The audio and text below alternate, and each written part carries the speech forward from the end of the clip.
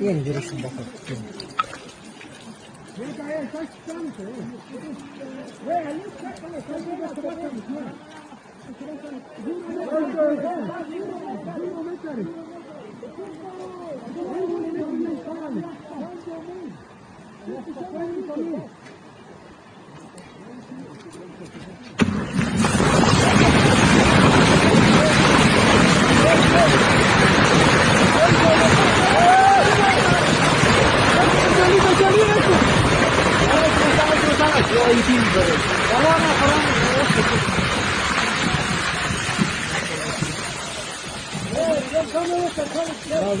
Hazır olsa ya bu. Nasıl?